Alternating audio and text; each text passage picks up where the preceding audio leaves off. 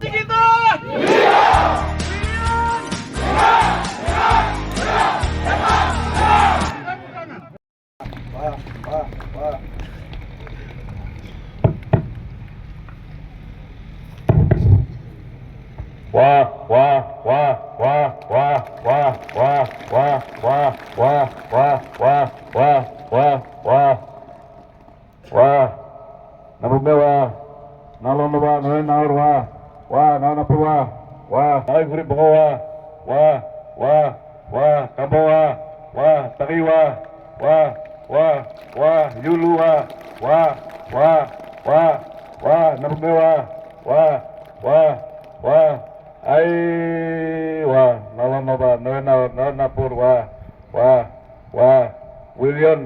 William Mandik, Jata Bunda orang yang baka.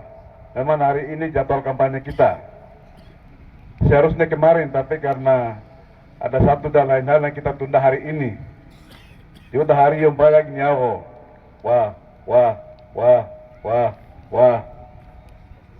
Ya gun ya, di pangungkotap, gun di panggulik. Anda William Mandik, karbana kineno.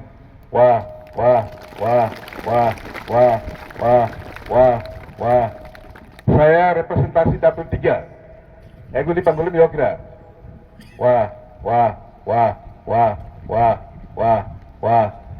Aduh tadi Jakarta larak 10 tahun. Dan loner, biasa DPR itu hanya jalankan 4 fungsi. Fungsi legislasi. Terus legislasi pembuatan undang-undang. Terus lakukan fungsi pengawasan. Terus fungsi budgeting, itu bahas anggaran untuk menetapkan program itu pemerintah, bukan kita. Nilai. Tapi karena kepedulian saya terhadap Tolikara begitu besar, sehingga saya bisa berani lakukan intervensi terhadap pemerintah. Ada sedikit program masuk ke ini sentuhan langsung kepada keluarga, saudara-saudara saya. Mungkin ada seng biru di sini, mungkin perkaka ada yang kebagian, ada yang tidak dapat. Bukan saya di sini, tapi seluruh Kabupaten Tolikara. Dan hampir seluruh Papua. Tidak pernah, DPR tidak pernah fungsi. Sentuhan langsung di program sampai sentuhan langsung kepada perkaka itu tidak ada.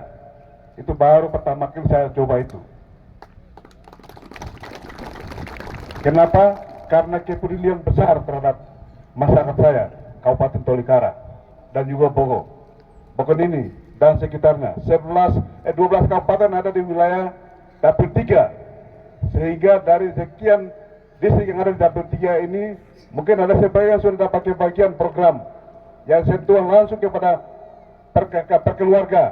Ada rumah sedikit, mungkin ada program air bersih, ada listrik, itu sedikit yang kami berikan walaupun saya di Jakarta.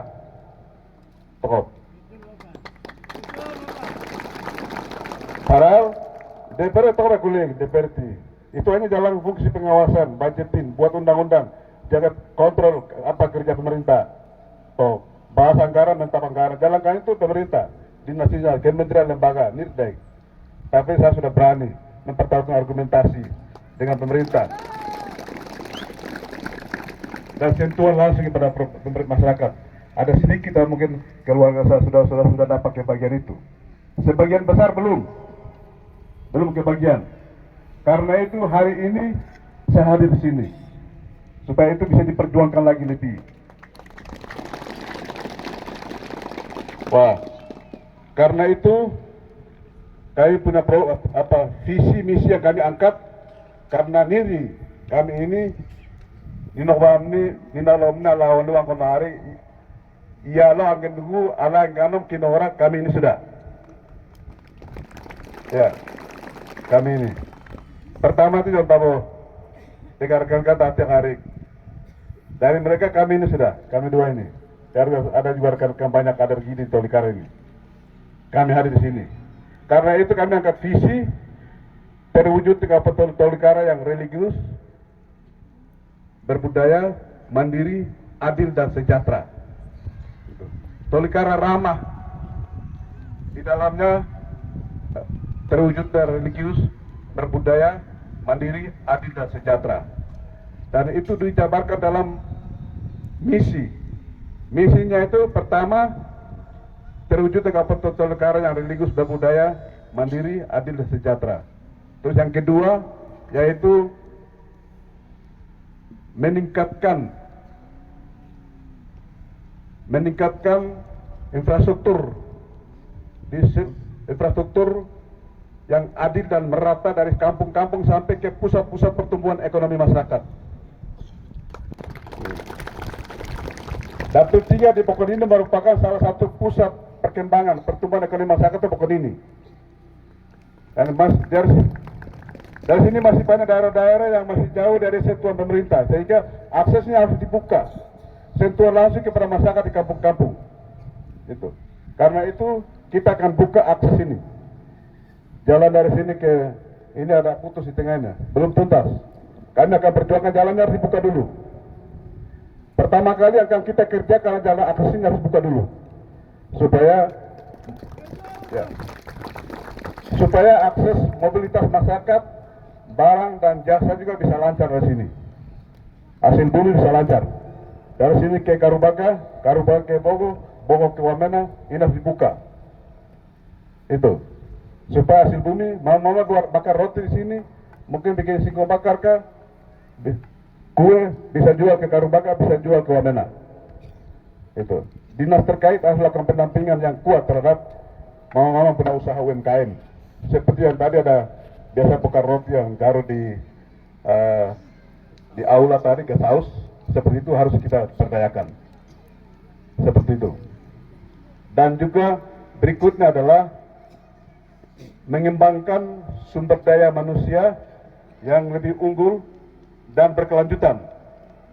Karena itu tenaga kerja, banyak anak-anak muda yang belum sempat kebagian kesempatan kerja, kami akan rekrut kurang lebih sekitar 1.000 orang tenaga kerja.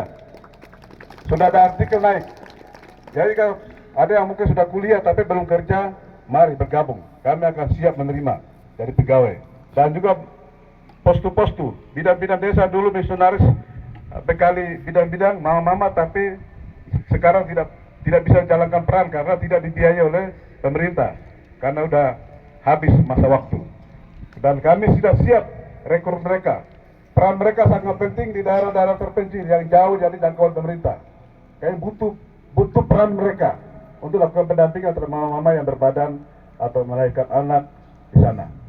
Karena itu bidang desa dan juga banyak anak-anak kita yang sudah selesai kuliah tapi belum kerja, kami akan rekrut mereka. Dan juga rumah pusat misionaris seperti sini akan kita kelola dan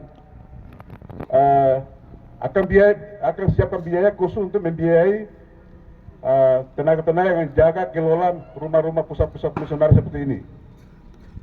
Baik di Bokon ini, Karubaga, Kanggine, Kembu, dan juga Wunin, Tergun. Kenapa? Karena pusat-pusat misionaris, pusat-pusat gereja seperti itu perlu kita lestarikan.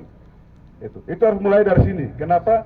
Karena Bokon ini adalah basic pijakan historis, sejarah pijakan penggereja dari sini, sejarah pijakan penginjilan dari sini. Karena itu harus mulai dari sini. Dan juga kami akan fasilitasi, backup, berikan fasilitas dan dukung penuh terhadap rumah-rumah doa yang sudah gembala-gembala beberapa yang kelas sudah bangun di gunung-gunung, di bukit-bukit sini ada rumah-rumah doa itu. Itu harus kita siapkan. Dan juga lestarikan rumah-rumah doa itu, siapkan fasilitasi baik dan juga tempat-tempat misionaris ini supaya bisa menarik destinasi wisata rohani.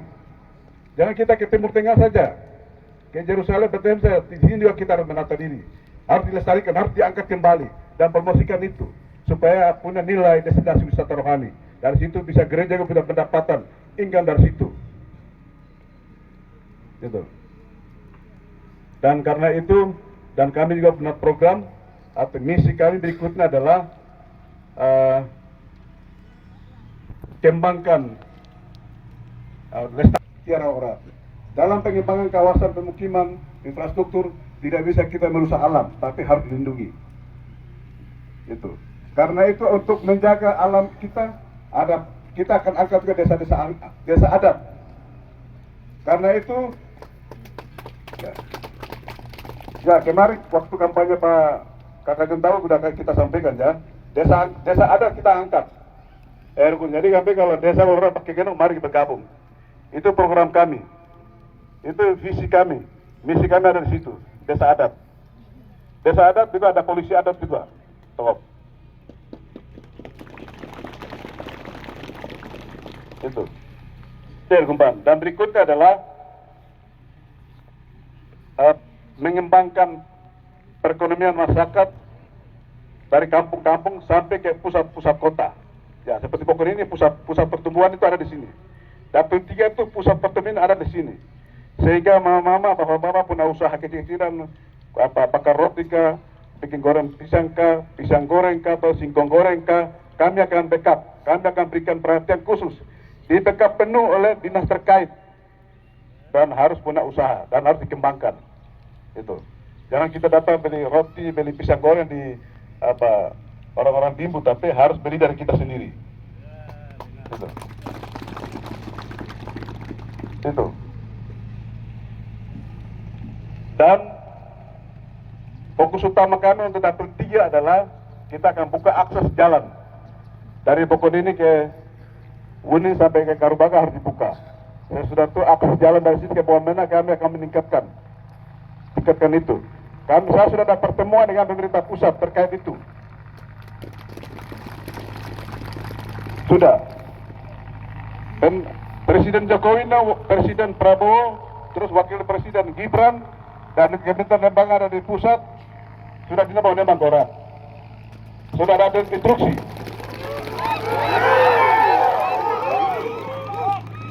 Sudah ada instruksi untuk bagaimana kita kembangkan tol negara yang harus kita perkuat pertama adalah infrastruktur. Oh ya.